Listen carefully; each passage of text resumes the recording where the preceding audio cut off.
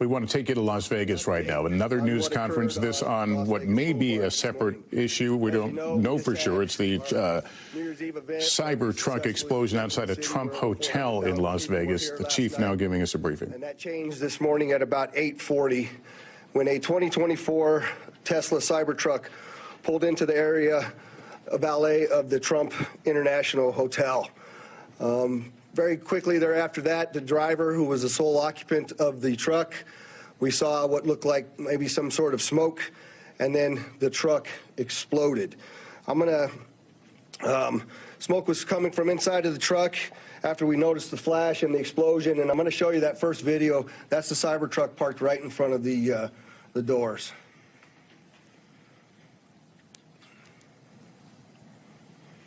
Can you play that again, Carlos?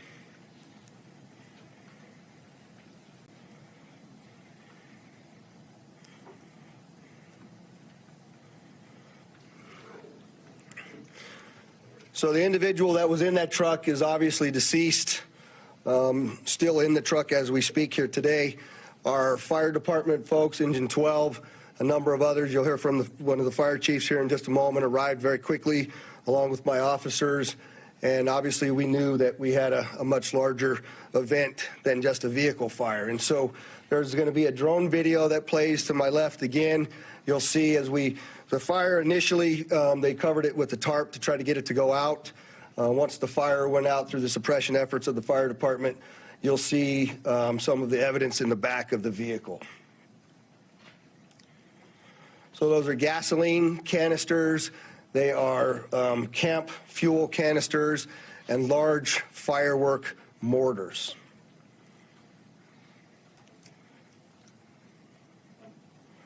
What I also would like you to pay attention to on that video, as you see that, it looks like the exterior of that truck is completely intact as it sits there.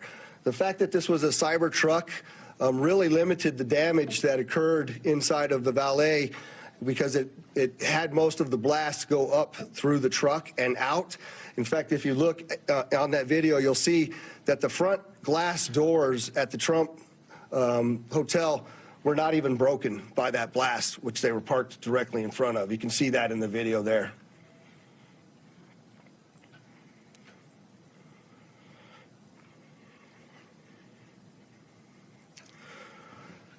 What I will update, I'm very well aware that there's a name already been reported out into the media. I am not going to confirm any names to you as I sit here today, because I cannot do that with 100% certainty of who the individual is. What I can tell you is we do know the truck was rented in Colorado. We were able to trace that truck through the Tesla charging stations, and it arrived here in Las Vegas this morning at about 7:30 and went up and down Las Vegas Boulevard before immediately pulling into the Trump Towers. Unfortunately, there were 7 people that reported injuries during this incident. All of them still remain as minor injuries and were treated at UMC. I would like to thank the Resorts World, because, as you know, we had to close down the Trump and evacuate it, as well as the Fashion Show Mall. And the Resorts World was very gracious in taking those hundreds of individuals in over there, housing them and feeding them prior to us being able to completely clear the hotel. The hotel and Fashion Show are back open for business. The Trump will remain closed as we continue this lengthy investigation as we move forward.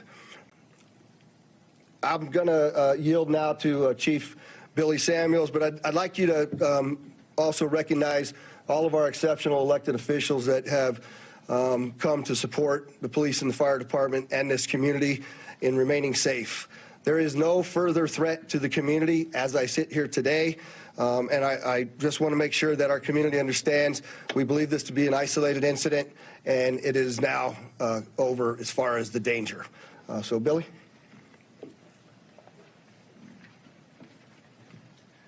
Thank you, Sheriff. I'm going to reiterate some of the stuff that the Sheriff has spoken upon. Engine 12 did arrive within 4 minutes of dispatch, did extinguish the fire with assistance from the sprinkler systems, and along with that electric vehicle blanket that we use on those operations. We did encounter 7 victims, all stable. 2 of them were transported to UMC, who have since been released. They were transported by community ambulance. A total of 13 units from Clark County Fire with 26 personnel, and then 4 units and 17 personnel from Las Vegas Fire and Rescue assisted with this operation. We always do appreciate the support that we get from our hotel partners, as the sheriff was mentioning with Resorts World.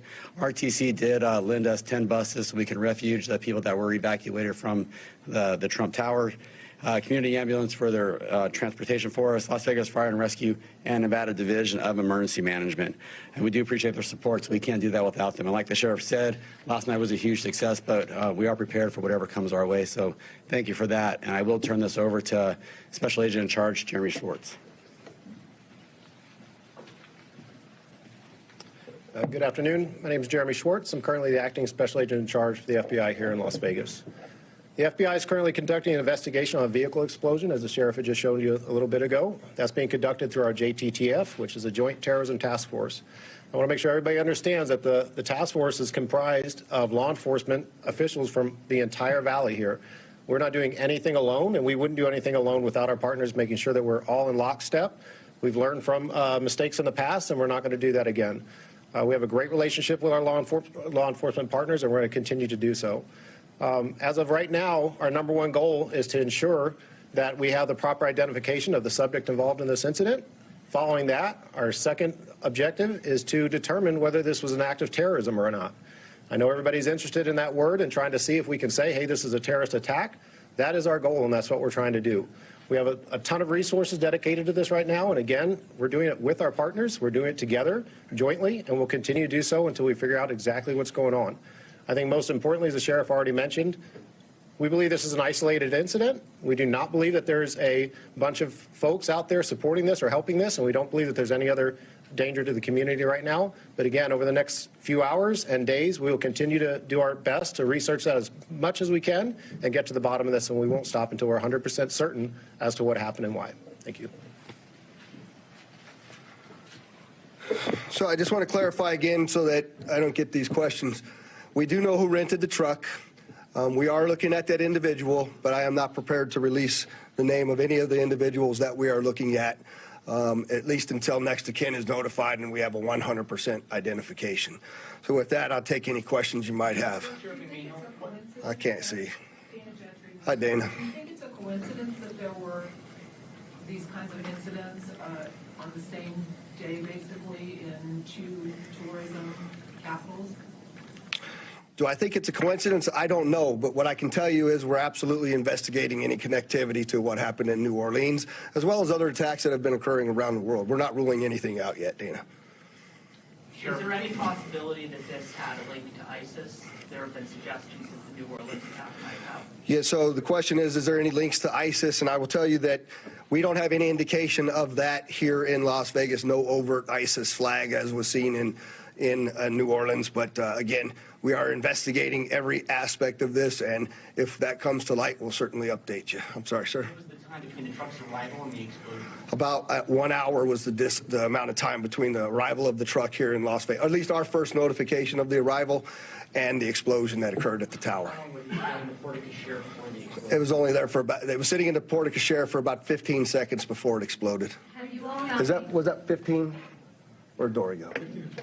The 15 to 20 seconds, I just want to make sure I gave you the right info. The connection of the Elon Musk, Tesla, Donald Trump connection to be interesting from an investigative perspective? Well, I mean, it's a Tesla truck, and we know that Elon Musk is working with President-elect Trump, and it's the Trump Tower, so there's obviously things to be concerned about there, and that's something we continue to look at. Have you all to re-examine security procedures at hotels? Yeah, so I'm glad you asked that question. Do we need to re-examine security procedures? You know, we were very successful in the night before. I'm surprised this happened, to be quite frank with you, and that's certainly something we're going to have to look at in target hardening, what that looks like. But to your question, Dana, I did forget to mention that I have authorized what we call an ABX roster to continue for the next 2 days, which is my New Year's Eve staffing plan. of over 1,000 officers, both in our community neighborhoods as well as on the Strip and downtown, in partnership with all of the other law enforcement agencies, City of Las Vegas Marshals, North Las Vegas, Henderson, just to ensure that even if we had a copycat or somebody else wanted to go up and conduct an attack, that we have the appropriate and available resources to handle it. Have you all found any devices inside the Cybertruck that could have been used to set off those explosives? No, the question is, did we find any devices that would be used to set off the explosives? And the answer is no, I don't know how they were ignited. Clearly, with what you see in there, something set them off, but I don't know what it was yet. We haven't been able to process the vehicle yet. Has LVMPD been in contact with Tesla code to get analytics from the vehicle cameras? Yes, actually, I have to thank Elon Musk specifically.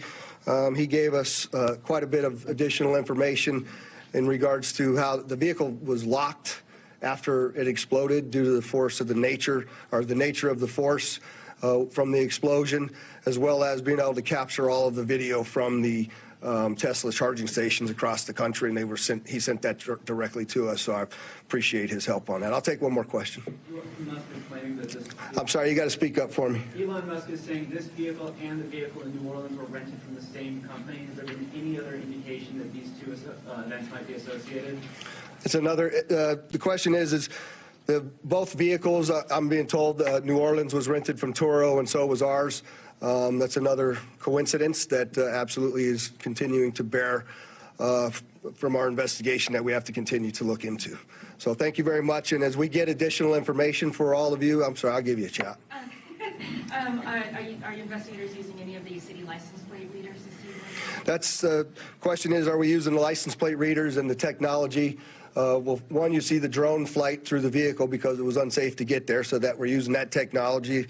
Thankful to have it, as well as the first indication of that vehicle arriving here in Las Vegas came from a license plate reader. So technology has been very useful to us in resolving this. And again, I'll commit to come back to you all when we have confirmation of the suspect's name, who they are, what their background is. We will get that information back out to you. We'll call another press conference and provide it. I'd just like to, again, thank the mayor, the commissioners, the other law enforcement leaders, and, of course, our attorney general for showing up and supporting us in this event. It's been a statewide effort, and I appreciate it. Thank you. We've been listening to a briefing from the police chief in Las Vegas, Nevada, who basically is asking the same question all of us are asking. Is the explosion of a Cybertruck outside a Trump hotel in Las Vegas connected with the deadly terror attack in New Orleans that cost 15 lives and sent dozens of others for treatment? Basically, his answer is they're looking at it, that it's obviously something that crosses everyone's minds. Let me bring in Tom Winter right now, who covers law enforcement for us. Tom, let's talk about that question. What evidence is there that points in either direction here? Sure. Well, Sheriff Kevin McMahill, who gave that press conference there in Las Vegas because of the high-profile incidents that they or high-profile events that they typically handle in that city, but also one of the worst mass shootings in American history that occurred at a country music concert several years ago. They have a lot of experience with these type of high-profile cases. You heard it there. The common link here, Lester, is that there is a company called Turo, which basically allows you to put your car out there and make it available for somebody else to use. So it would be no different than if I had a car here in New York City and said, well, I'm leaving with the family for 2 weeks, Lester, but if you need my car, you can borrow it. This is different in that it's actually a commercial service. So it's similar to the types of vacation rental property services that are so popular out there, like Airbnb, VRBO, same type of idea that's here. It's the same company in the same type of rental that occurred in both the New Orleans incident and the incident in Las Vegas. That's the common evidentiary tie between the two. Outside of that, no law enforcement official has told myself or our colleagues here at NBC News that there's any sort of evidentiary tie between the two, other than, of course, both took place on the same day, the same date. So that's the only evidentiary link between them. Whether or not there's other information information that has come up. We've been told so far preliminarily, it's the belief in law enforcement officials who've been briefed on both investigations. They don't see a tie at this point, but obviously these investigations are ongoing. The video that was played at the press conference shows the idea of these fireworks set up as kind of like mortars. We heard earlier in the broadcast the actual sound of the fireworks going off, no different than you would hear on the 4th of July, and that there was gasoline and fuel that was included in this. The fact that it occurred in the bed, which is generally open and exposed on that truck, allowed the explosion not to be contained. And that's something that an actual explosive device that works in a stronger manner needs. It needs the ability to be contained without giving people too many ideas on how to make an explosive device out of their vehicle. So that's something that will be looked at. What was the ultimate goal here? Clearly, according to the sheriff, he was able to actually talk to Elon Musk, who, of course, runs Tesla and a number of other companies and is working with President-elect Trump to get information. The Tesla car absorbs so much data, where it was charged, where it's been, all sorts of information about what occurs inside the vehicle and the way that it's operated. It's really an investigative landmine for these individuals. Then you heard about a blanket that was used to put the fire out there, Lester. Electric vehicles generally have reaction when firefighters apply water to them to be able to put out a fire.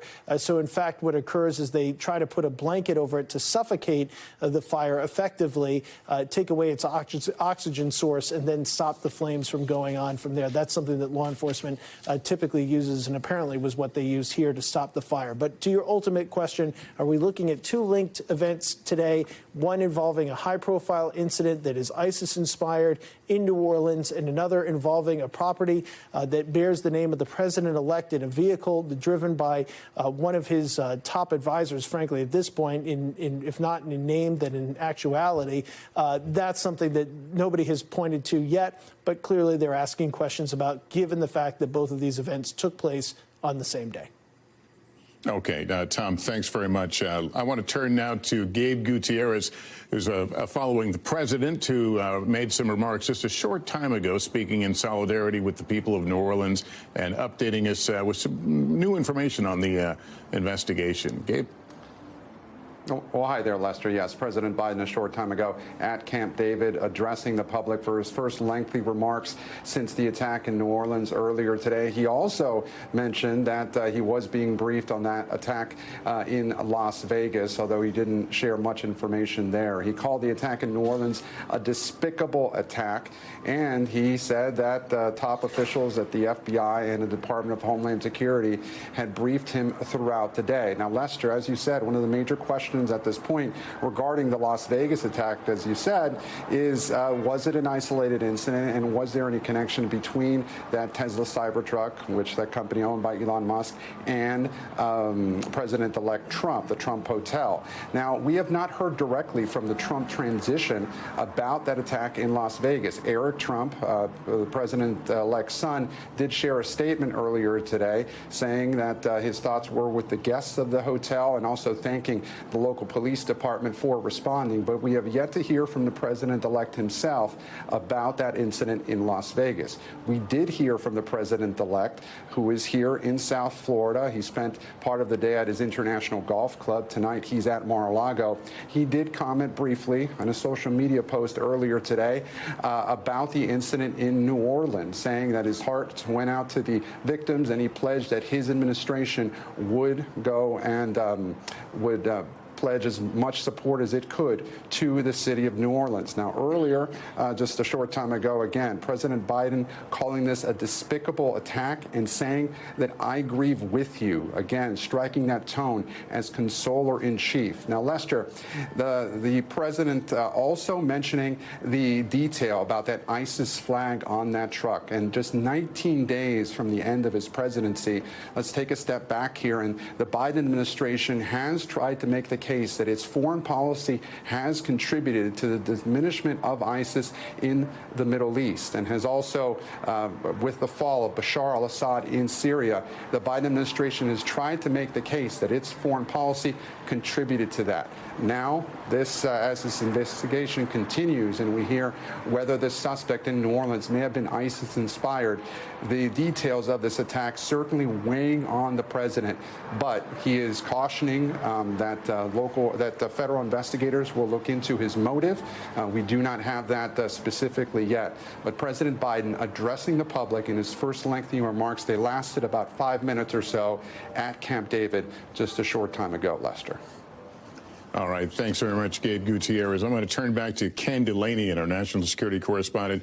Ken, not to belabor the point too much, but back to that explosion of a car, the cyber car in Las Vegas. What are your sources telling you about a possible connection? If only there was a general call for terror-type attacks. That's right, Lester. So they're investigating that possibility. There are concerns about that, and as you just heard, or as Las Vegas police officers just said, too many coincidences here. The fact that this happened on the same day, but there doesn't appear to be concrete evidence linking the two events, but they are looking very hard, given the overall spate of coincidences and, as you said, the call for attacks and the concerns that ISIS ideology is resurging around the world. Are there questions about how far this investigation will go, where it could lead beyond just, determining the who, what, when, and where? Yeah, in terms of the New Orleans attack, Lester, this is really of grave concern to the counterterrorism officials I'm talking to. It wasn't that long ago that experts and intelligence officials were saying the threat from Islamic terrorism around the world had receded. And of course, it was 5 years ago that the United States defeated the ISIS caliphate in Syria. But since then, the ISIS threat has morphed and grown more diffuse. That's the term that counterterrorism officials use. But the ideology hasn't gone away, and there continue to be ISIS-inspired attacks around the world and in the United States. But this is one of the biggest that we've seen really in the post-9/11 environment, and one of the most complex when you consider it was a vehicle-borne attack. We've seen those before. We've seen them in Germany and in New York City, of course, in 2017. But combined with the use of a gun to shoot police officers, and combined with the potential for bombs, for IEDs. That's a really complex attack that appeared to require some advanced planning. Again, they're not saying, they don't know whether this person had any accomplices or whether he acted alone. But either way, it's a really disquieting signal that the ISIS ideology continues to pose a threat to Americans, Lester. All right, Ken Delaney, and certainly a difficult night for many Americans as we start a new year and look forward to so many things, and to be dragged back into the sad past of terrorism. A tough night. That concludes this NBC News special report. We'll have much more ahead on our streaming network, NBC News Now, and online at NBCNews.com. For some, we'll head right to NBC Nightly News. For others, we'll see you a bit later on. I'm Lester Holt. Have a good evening. Thanks for watching. Stay updated about breaking news and top stories on the NBC News app, or follow us on social media.